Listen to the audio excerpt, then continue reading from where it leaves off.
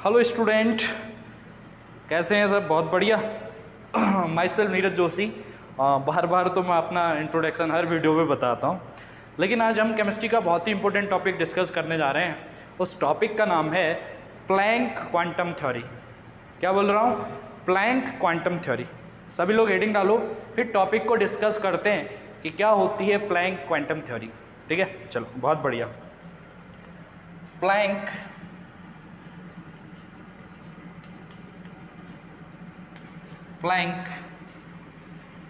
Quantum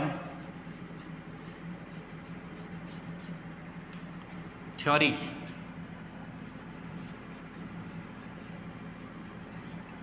क्या होती Planck quantum theory? Planck भैया ने आपको क्या सिखाया कि प्लैंक भैया कहते हैं कि एनर्जी या जो रेडिएशन होती है जब भी ट्रांसफ़र या ट्रेवल करेगी वो किसकी फॉर्म में करेगी? पैकेट्स की फॉर्म में करेगी, है ना। मान लो कोई लाइट का सोर्स है, ठीक है, मान लो सन है। सन से आप तक क्या पहुंचती है? लाइट पहुंचती है। क्या पहुंचती है? Light energy. तो प्लैंक के अकॉर्डिंग जो भी एनर्जी ट्रेवल करेगी वो किसकी फॉर्म में करेगी? पैकेट्स की फॉर्म में। मतलब सन से अगर लाइट मिल रही है वो भी किस फॉर्म में मिलेगी? पैकेट्स की फॉर्म में। आपके घरों में जो बल्ब लगा रहता है, बल्ब है ना, इलेक्ट्रिक बल्ब, वहाँ से भी जो लाइट आती है वो भी किस फॉर्म में चल रही होगी? पैकेट्स की फॉर्म में चलती। तो सबसे पहले उसके स्टेटमेंट को समझते हैं कि प्लैंक क्वांटम थ्योरी आपसे क्या कह रही है। अकॉर्डिंग टू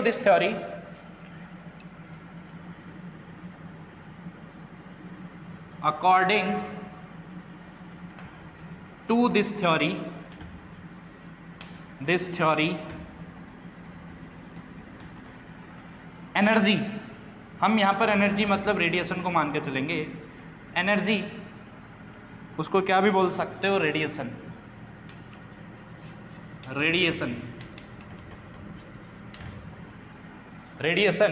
एनर्जी या रेडिएशन ट्रेवल्स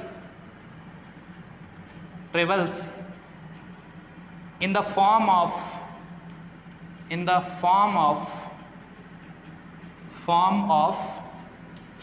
पैकेट। कर सकते हो?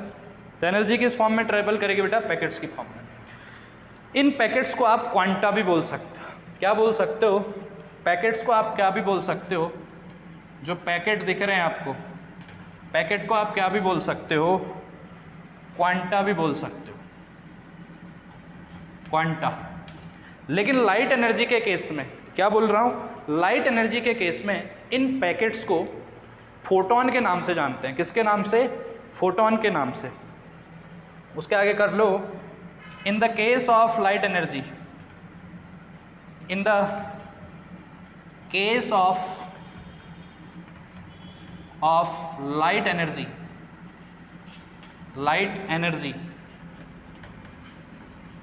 each photon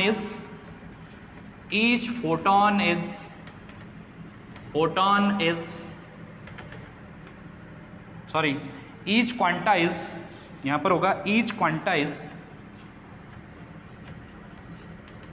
is photon। तो लाइट एनर्जी के केस में ईच क्वांटा क्या होगा? फोटोन होगा। कर सकते हो? चलो, ये तो आपको प्लैंक भैया ने बताया। लाइट एनर्जी या कोई भी एनर्जी या रेडिएशन ट्रेवल करेगी तो इन द फॉर्म ऑफ क्या करेगी? पैकेट्स। इसको कॉपी करो, फिर हम आगे डिस्कस करेंगे। हम यहाँ पर फोटोन की एनर्जी कैलकुलेट निकालना सीखेंगे, है ना। प्लैंक ने आपको फोटोन की एनर्जी कैलकुलेट निकालना सिखाया। इसको कॉपी करो, फिर मैं इरेज करता हूँ। ठीक है, चलो।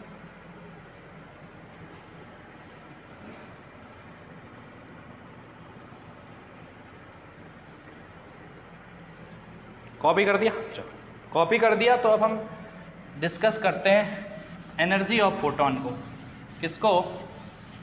Energy of photon. सभी लोग हेडिंग डालो, energy of photon. Energy of photon, heading डालो, एनर्जी ऑफ फोटोन।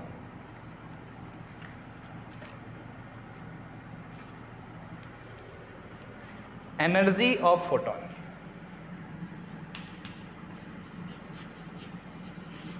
या एनर्जी ऑफ क्वांटा भी बोल सकते हो। एनर्जी ऑफ फोटोन या एनर्जी ऑफ क्वांटा, कोई दिक्कत नहीं है, ठीक है। तो प्लैंक भैया ने एनर्जी ऑफ फोटोन को उस फोटोन के साथ एसोसिएटेड वेवलेंथ और फ्रीक्वेंसी से रिलेट करवाया, क्योंकि आप जानते हैं कि लाइट किसकी फॉर्म में ट्रेवल करेगी, फोटोन की फॉर्म में, ठीक है। और लाइट आप जानते हैं किसकी फॉर्म में ट्रेवल करती है, वेव की फॉर्म में, है ना। अगर लाइट फ्लो कर रही है, लाइट फ्लो कर रही है मतलब फोटोन फ्लो कर रहा है, फोटोन किस फॉर्म में फ्लो करेगा, वेव की फॉर्म में फ्लो करेगा। अगर फोटोन वेव की फॉर्म में फ्लो कर रहा है तो कैसे फ्लो करेगा आपका फोटॉन्स, वेव किस तरीके से फ्लो करती है, वेव किस तरीके से फ्लो करती है, क्रिस्ट, ये पीक पॉइंट जो होते हैं वेव के वो क्या होते हैं, क्रिस्ट, और जो बॉटम पॉइंट्स होते हैं मिनिमा वाले पॉइंट्स, इसको हम क्या बोलते हैं, ट्रॉफ बोलते हैं। क्या बोलते हैं, ट्रॉफ, TROUGH। वेव किस फॉर्म में ट्रेवल करती है, क्रिस्ट और ट्रॉफ की फॉर्म में। तो आप जानते हैं कि वेव के पास क्या होती है, कुछ ना कुछ वेवलेंथ, और वेव के पास क्या भी होती है, कुछ ना कुछ फ्रीक्वेंसी।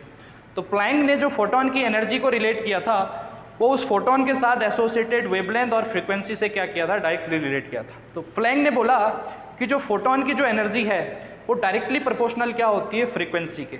मतलब फ्रीक्वेंसी बढ़ेगी तो फोटोन की एनर्जी बढ़ेगी, और फ्रीक्वेंसी घटेगी तो फोटोन की एनर्जी क्या होगी, घटेगी, ठीक है। चलो तो मैं इसको इरेज कर रहा हूँ। तो फोटोन की एनर्जी को हम कैसे निकालेंगे, हम एनर्जी ऑफ फोटोन को डायरेक्टली रिलेट करवाएंगे किससे, फ्रीक्वेंसी ऑफ वेव से, ठीक है। तो एनर्जी ऑफ जो फोटोन होगी ई डायरेक्टली प्रोपोर्शनल किसके होती है बेटा, न्यू के। न्यू क्या होती है, फ्रीक्वेंसी, ये आपके पास क्या है, फ्रीक्वेंसी, न्यू क्या होती है आपके पास, फ्रीक्वेंसी, और ई क्या होती है, फोटोन की, ई के आपके पास फोटोन की एनर्जी, कर सकते हो ना। तो एनर्जी ऑफ जो फोटोन है डायरेक्टली प्रोपोर्शनल क्या होगी, फ्रीक्वेंसी के, ठीक है। जैसे आप यहाँ से प्रोपोर्शनलिटी का साइन हटाते हैं तो एक कांस्टेंट आता है जिसको हम प्लैंक कांस्टेंट बोलते हैं, ठीक है। तो जैसे ही आप प्रोपोर्शनलिटी का साइन हटाते हैं तो ई डायरेक्टली इक्वल टू होता है एच, प्रोपोर्शनलिटी का साइन हटते हैं यहाँ पर एक कांस्टेंट आता है जिसको हम बोलते हैं प्लैंक कांस्टेंट, ठीक है। और एच और क्या हो जाएगा आपके पास यहाँ पर न्यू। आपके पास फॉर्मूला क्या बन रहा है फोटोन की एनर्जी का, E equal to H nu. H क्या होता है आपके पास, एच क्या होता है, प्लैंक कांस्टेंट, प्लैंक कांस्टेंट। और प्लैंक कांस्टेंट जो एच की वैल्यू हुआ करती है वो होती है बेटा 6.62 इंटू 10 की पावर -34 जूल इंटू सेकेंड, ये हुआ करती है प्लैंक कांस्टेंट एच की वैल्यू, ठीक है। ये क्या है, एनर्जी ऑफ फोटोन है, ठीक है। अगर आप एनर्जी ऑफ फोटोन निकालना चाहते हो तो ई इक्वल टू क्या कर दो, एच न्यू कर दो, ठीक है। तो इससे और भी फॉर्मूला डिराइव कर सकते हो। आप जानते हैं कि जो न्यू फ्रीक्वेंसी की वैल्यू होती है वो सी अपॉन लेमडा के बराबर होती है, किसके, जो लाइट की फ्रीक्वेंसी होती है वो क्या होती है, लाइट की स्पीड अपॉन लाइट की वेवलेंथ के बराबर। तो आप न्यू की वैल्यू क्या भी रख सकते हो, न्यू की वैल्यू क्या रख सकते हो, सी अपॉन लेमडा। तो एक नया फॉर्मूला बनाऊंगा, E equal to H, nu की जगह आप क्या रख सकते हो, C बाई लेमडा। घबराना नहीं है, ये भी क्या है, फोटोन की एनर्जी। आपको फोटोन की एनर्जी निकालनी है, प्लैंक कांस्टेंट की वैल्यू को आप फ्रीक्वेंसी से मल्टीप्लाई कर दो, चल जाएगा। या एनर्जी ऑफ फोटोन निकालनी तो प्लैंक कांस्टेंट की वैल्यू को C अपॉन लेमडा से क्या कर दो, मल्टीप्लाई कर दो। दोनों ही फॉर्मूले एक है, टेंशन नहीं लेना है, इसी का मॉडिफाइड रूप है। न्यू की वैल्यू को रख दिया तो C अपॉन क्या बन रहा है, लेमडा बन रहा है। ये दोनों ही जो फॉर्मूले हैं ये एक फोटोन की एनर्जी है, कितने फोटोन की, एक फोटोन की एनर्जी, समझ सकते हो। मान लो आपके पास 50 फोटोन है या 100 फोटोन है, उसकी एनर्जी कैलकुलेट करना है तो नंबर ऑफ फोटोन्स को मल्टीप्लाई कर देना इस वैल्यू से। तो n नंबर ऑफ फोटोन की अगर आपको एनर्जी निकालनी है, तो n नंबर ऑफ फोटोन की एनर्जी निकालनी है तो आप क्या कर देना, इसी फॉर्मूले को n से मल्टीप्लाई कर देना। n का मतलब होता है फोटोन की नंबर। मान लो 2 फोटोन की एनर्जी निकालनी है तो 2 इंटू क्या हो जाएगा, एच न्यू। मान लो 3 फोटोन की एनर्जी निकालनी है तो 3 इंटू क्या हो जाएगा, एच न्यू। 4 फोटोन की निकालनी है तो 4 इंटू क्या हो जाएगा, एच न्यू। वैसे ही इस फॉर्मूले में भी तो आपका क्या बनेगा, अगर मान लो 5 फोटोन की एनर्जी निकालनी है तो 5 इंटू क्या हो जाएगा, S C upon lambda. 6 photon की एनर्जी निकालनी तो 6 इंटू क्या हो जाएगा, एस सी अपॉन लेमडा। तो n नंबर ऑफ फोटोन की एनर्जी या तो क्या हो सकती है, n इंटू एच न्यू, या इक्वल टू क्या हो सकता है, n नंबर ऑफ फोटोन की energy n H C upon lambda. समझ सकते हो। इन दोनों फॉर्मूलों को मैं इस फॉर्म में भी लिख सकता हूँ, इसको मैं इरेज कर दूँ, ठीक है। तो एनर्जी ऑफ फोटोन कैसे निकाल सकते हैं आपने कैलकुलेट करना सीखा। तो इन दोनों फॉर्मूलों को मैं साथ में रखता हूँ। कैसे रखता हूँ, टेंशन नहीं लेना है, टेंशन देना है, टेंशन देना है। तो हम एनर्जी ऑफ फोटॉन्स को किस फॉर्म में लिख सकते हैं फिर, E equal to H nu equal to H C upon lambda. ये आपका फाइनलाइज फॉर्मूला है, ठीक है। अगर n फोटोन की एनर्जी निकालनी तो यहाँ पर भी n कर दो, या इस फॉर्मूले से निकालना है तो n एच सी अपॉन क्या बन जाएगा, वो लोग कर सकते हो। चलो, एनर्जी ऑफ फोटोन निकालने के बाद हम एक आपके लिए शॉर्ट ट्रिक लेके आए ताकि आप एनर्जी ऑफ फोटोन को बहुत इजीली कैलकुलेट कर सको। कौन सी ट्रिक लेके आए, बहुत शॉर्ट ट्रिक लेके आए हैं जिससे आप एनर्जी ऑफ फोटोन को इजीली निकाल सको, ठीक है। तो अभी मैं थोड़ी देर के लिए n को हटा दूं, हटा देते हैं। चलो, मैंने यहाँ पर एनर्जी ऑफ फोटोन को निकालने के लिए एक शॉर्ट तरीका यूज किया है। हमने एच की वैल्यू डिज़ाइन की है, एक शॉर्ट तरीका। हमने एच की एक वैल्यू डिज़ाइन की है। एच की मैं दो वैल्यू यूज करता हूँ। एच की दो वैल्यूआँ हो सकती हैं। एच की वैल्यू, एक वैल्यू हो सकती है आपके पास, दूसरी वैल्यू, दो वैल्यू हो सकती है एच की। कब कौन सी वैल्यू यूज करना है एनर्जी ऑफ फोटोन को निकालने के लिए बता रहा हूँ। एच की वैल्यू एक होती है 1240 इलेक्ट्रॉन वोल्ट इंटू नैनोमीटर। एक एच की वैल्यू मैंने डिज़ाइन की है 12400 इलेक्ट्रॉन वोल्ट इंटू एंगस्ट्रॉन। दो एच की वैल्यू है आपके पास, एक 1240 इलेक्ट्रॉन वोल्ट इंटू नैनोमीटर, दूसरी एच की वैल्यू है आपकी 12400 इलेक्ट्रॉन वोल्ट इंटू एंगस्ट्रॉन। इन दोनों में से कौन सी वैल्यू कब यूज करनी मैं आपको बता रहा हूँ। अगर आपको लेमडा की वैल्यू, ध्यान से समझना, अगर आपको लेमडा की वैल्यू एंगस्ट्रॉन में दी है, ध्यान से समझना, अगर लेमडा आपको एंगस्ट्रॉन में दिया है, उस टाइम जो एच की वैल्यू है आप 12400 इलेक्ट्रॉन वोल्ट इंटू एंगस्ट्रॉन रखा, ये वैल्यू रखा करना उस time 12400 electron volt into angstrom. कब, जब लेमडा की वैल्यू एंगस्ट्रॉन, जब लेमडा एंगस्ट्रॉन में हो तो एच की वैल्यू यहाँ पर आप ये वाली वैल्यू रखना। लेकिन जब लेमडा आपके पास नैनोमीटर में हो, जब लेमडा आपके पास किस फॉर्म में हो, नैनोमीटर में हो, तो उस टाइम आप एच की वैल्यू यहाँ पर आप क्या रखना, 1240 इलेक्ट्रॉन वोल्ट इंटू नैनोमीटर। ये दोनों ही अप्रॉक्सीमेट वैल्यू है। अगर ये अप्रॉक्सीमेट वैल्यू है तो आपको एनर्जी ऑफ फोटोन भी किस में मिलने वाली है, अप्रॉक्सीमेट वैल्यू में, ठीक है। आपको एग्जैक्ट एनर्जी ऑफ फोटोन निकालनी है फोटोन की, तो उस टाइम एच की वैल्यू एग्जैक्ट रखा करना। ये दोनों ही अप्रॉक्सीमेट वैल्यू है, आंसर अप्रॉक्सीमेट आएगा। अगर आपको एग्जैक्ट इलेक्ट्रॉन मतलब फोटॉन्स की एनर्जी कैलकुलेट करनी है तो उस टाइम इन दोनों की वैल्यू एग्जैक्ट रखनी पड़ेगी। बोलो, कर सकते हो। ये तो था फोटोन का एनर्जी निकालने का शॉर्ट तरीका। हम अब नेक्स्ट बात करते हैं काम की। अब हम कुछ इन्फॉर्मेशन देने जा रहे हैं अबाउट टू फोटोन। कर सकते हो इतना, प्लैंक ने इतना ही बोला आपसे, कोई दिक्कत नहीं। अब हम डिस्कस करने जा रहे हैं एनर्जी फोटोन के कुछ कैरेक्टरिस्टिक्स जो आपको आने चाहिए। तो हेडिंग डालो कैरेक्टरिस्टिक्स ऑफ फोटोन। क्या बोल रहा हूँ, कैरेक्टरिस्टिक्स ऑफ फोटोन। बहुत बढ़िया, आप भी बढ़िया तो मैं भी बढ़िया। He who. हेडिंग डालो characteristics of photon. Characteristics of photon. Characteristics of photons. पहला कैरेक्टरिस्टिक्स, बहुत काम का कैरेक्टरिस्टिक्स, फोटोन लाइट, फोटोन जो होता है वो एयर के अंदर या वैक्यूम के अंदर लाइट की स्पीड से ट्रेवल करता है। किसकी स्पीड से, फोटोन अगर एयर में ट्रेवल कर रहा है या वैक्यूम के अंदर ट्रेवल कर रहा है तो उस टाइम वो लाइट की स्पीड से ट्रेवल करेगा। लाइट की स्पीड क्या होती है, 3 × 10⁸ मीटर पर सेकेंड। ये कहाँ पर होती है इसकी स्पीड, एयर के अंदर या वैक्यूम के अंदर, ठीक है। एयर के अंदर और वैक्यूम के अंदर फोटोन कितने की स्पीड से चलता है, लाइट के स्पीड के हिसाब से चलता है, 3 × 10⁸ मीटर पर second. Photon medium to medium अपनी स्पीड चेंज कर देता है। मतलब फोटोन को पानी के अंदर डालोगे तो स्पीड चेंज हो जाएगी। फोटोन को किसी मान लो दूसरे मीडियम में डालोगे, पानी के अलावा कोई और डाल लो, है ना, डायमंड डाल लो या कोई और मीडियम, तो मीडियम टू मीडियम चेंज होने से फोटोन की स्पीड भी क्या हो जाती है, चेंज हो जाती है। समझ रहे हो? एयर के अंदर और वैक्यूम के अंदर कितनी स्पीड, इतनी। अगर पानी के अंदर डाल लो तो पानी के अंदर क्या हो जाएगी, फोटोन की स्पीड चेंज। डायमंड के अंदर डाल रहे हो तो डायमंड के अंदर क्या हो जाएगी, फोटोन की स्पीड क्या हो जाएगी, चेंज। ठीक है। स्पीड चेंज होने से, बहुत काम की चीज, फोटोन की स्पीड चेंज होने से फोटोन की एनर्जी में रत्ती भर भी फर्क नहीं पड़ता। बोलते हैं ना भाड़ में जाए। अगर स्पीड चेंज हो रही है तो आपके हिसाब से क्या चेंज होना चाहिए था, एनर्जी। तो स्पीड चेंज होने से फोटोन की एनर्जी में रत्ती भर बिल्कुल भी फर्क नहीं आता। क्यों नहीं आता उसको समझते हैं। यहाँ पर एक लिख ले रहा हूँ note. The energy of photon, the energy of photon remain same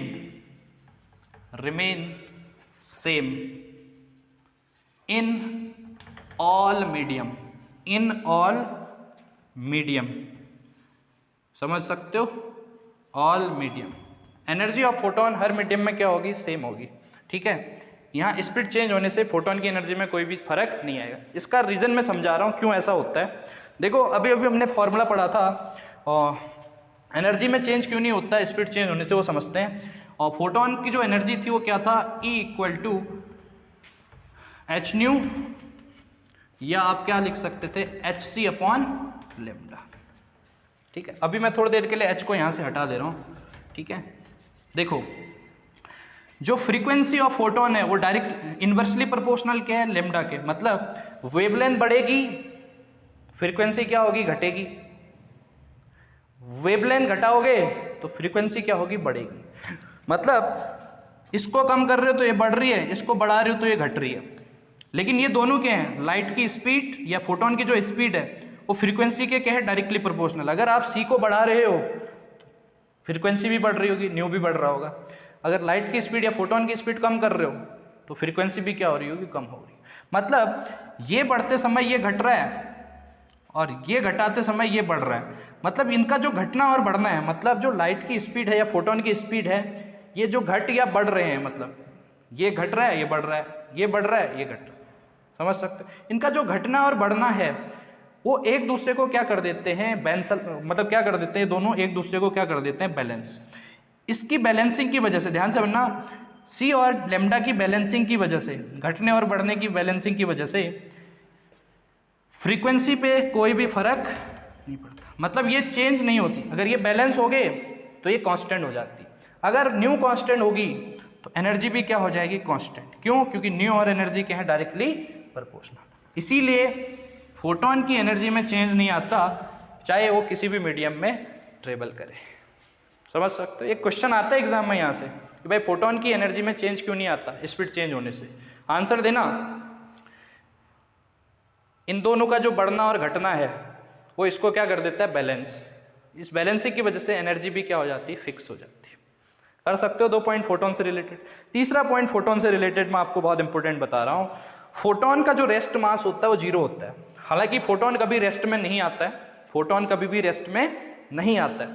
अगर दुनिया की ऐसी ताकत लेके आओ जो रेस्ट में ला रहे हो उसको, है ना, तो उस टाइम उसका रेस्ट मास क्या होगा, 0। लिख लो, the rest mass of photon, the rest mass of photon equal to क्या होता है बेटा, 0। लेकिन जैसे ही फोटोन ट्रेवल करता है उस टाइम कुछ ना कुछ उसका मास आता है। लेकिन ट्रेवल करने के बाद मास कैसे आया, क्योंकि आप जानते हैं कि काइनेटिक एनर्जी के वजह से भी मास जनरेट हो सकता है। क्या बोल रहा हूँ, कोई भी चीज़ काइनेटिक एनर्जी प्रोवाइड होती है ना। मान लो कोई चीज़ ट्रेवल कर रही है, काइनेटिक एनर्जी के वजह से भी क्या आती है, किसी सब्सटेंस के पास उसका कुछ ना कुछ मास आता है। तो फोटोन रेस्ट में था तो मास 0, लेकिन फोटोन ट्रेवल कर रहा है तो ट्रेवल करने की वजह से, ट्रेवल कर रहा है मतलब उसके पास काइनेटिक एनर्जी है, तो मास जनरेट किससे भी हो सकता है, काइनेटिक एनर्जी से भी। तो इसीलिए हम कहते हैं कि फोटोन का रेस्ट मास 0, और फोटोन ट्रेवल करता है तो ट्रेवल करने के बाद फोटोन का कुछ ना कुछ मास आता है। और वो मास कैसे आता है, थ्रू फोटोन की काइनेटिक एनर्जी की वजह से। लिख ले रहा हूं, मास जनरेटेड